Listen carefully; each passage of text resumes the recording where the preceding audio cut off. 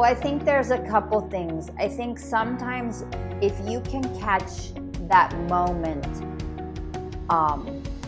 where the wave is starting, like the moment where your tone changes, or you clench your teeth, or you start to push or force, like if you can catch that moment, sometimes if you pause right there and choose what you want to do next instead of like just going with the wave, you can sometimes kind of bypass it.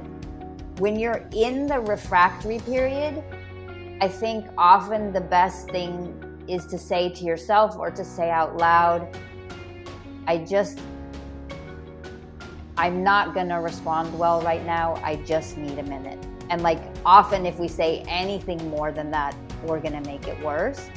And then it is breathing into it, going back to the conversation about the paper clips, like not making yourself wrong for feeling what you're feeling, not trying to get rid of the feeling, just remembering that the feeling's temporary and it will pass. But often the more we force it to pass, the worse it gets. And so putting it back in the sport context for a moment, like when people are feeling anxious before an event, often they're trying really hard to calm themselves down, when what might be more useful is to do some version of this feelings practice, to make space for the anxiety, to see how it feels in the body, to see what color it is, to see what sound it makes, and not try to make it go away, but simply allow it. And in the allowing, often it passes sooner, rather than,